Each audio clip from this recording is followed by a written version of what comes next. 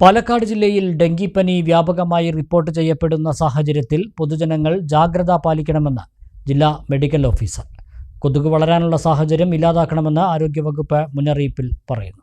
ജില്ലയിൽ പലയിടത്തും ഡെങ്കിപ്പനി കേസുകൾ റിപ്പോർട്ട് ചെയ്യുന്ന സാഹചര്യത്തിലാണ് ആരോഗ്യവകുപ്പ് ജാഗ്രതാ നിർദ്ദേശം പുറപ്പെടുവിച്ചത്. കൊതുക് വഴിയാണ് പ്രധാനമായും രോഗം പടരുന്നത് എന്നതിനാൽ വീടിനകത്തും പുറത്തും പരിസരവും ശുചിത്വം പാലിച്ച് കൊതുക് വളരാനുള്ള സാഹചര്യം ഇല്ലാതാക്കണമെന്ന് ആരോഗ്യവകുപ്പ് മുന്നറിയിപ്പ് നൽകുന്നു. കഠിനമായ പനി, കണ്ണിന് പിന്നിലെ വേദന, വെളിച്ചത്തിൽ നോക്കാൻ പ്രയാസം, ചർമ്മത്തിൽ ചുവന്ന പാടുകൾ തുടങ്ങിയ ലക്ഷണങ്ങളോടെയാണ് ഡെങ്കിപ്പനി തുടങ്ങുന്നത്. ചിലപ്പോൾ തീവ്രമായ വയറുവേദന, മൂക്കിൽ നിന്നും വായിൽ നിന്നുമുള്ള രക്തസ്രാവം, കറുത്ത മലം, ശ്വാസതടസ്സം, കൈകൾ തണുത്ത് മരവിക്കുക തുടങ്ങിയ ഗുരുതര ലക്ഷണങ്ങളിലേക്ക് രോഗം കടന്നേക്കാം. ഈഡിസ് വിഭാഗത്തിൽപ്പെട്ട കൊതുകുകൾ പകൽ സമയങ്ങളിൽ കടിക്കുന്നതിലൂടെയാണ് ഡെങ്കിപ്പനി പരത്തുന്നത്. ഇവ ശുദ്ധജലത്തിൽ മുട്ടയിട്ട് വീടിനകത്തും പുറത്തും വളരും.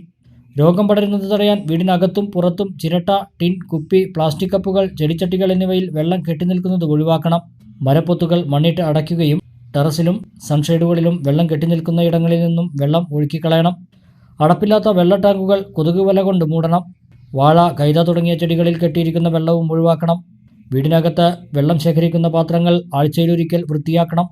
ഫ്രിഡ്ജിലും കൂളറുകളിലും ചുവടെ ശേഖരിക്കുന്ന വെള്ളം നീക്കം ചെയ്യുകയും അക്വേറിയത്തിൽ കൂത്താടികളെ ഭക്ഷിക്കുന്ന മത്സ്യങ്ങൾ ഉണ്ടെന്ന് ഉറപ്പുവരുത്തുകയും ചെയ്യണം. കിണറുകളിലും താൽക്കാലിക ജലാശയങ്ങളിലും ഗപ്പി പോലുള്ള മത്സ്യങ്ങളെ നിക്ഷേപിക്കണം. ജാഗ്രതയും കൃത്യമായ ശുചിത്വ നിയന്ത്രണ നടപടികളും പാലിച്ചാൽ ഡെങ്കിപ്പനിയുടെ വ്യാപനം നിയന്ത്രിക്കാൻ സാധിക്കുമെന്നും ആരോഗ്യവകുപ്പ് നിർദ്ദേശിച്ചു.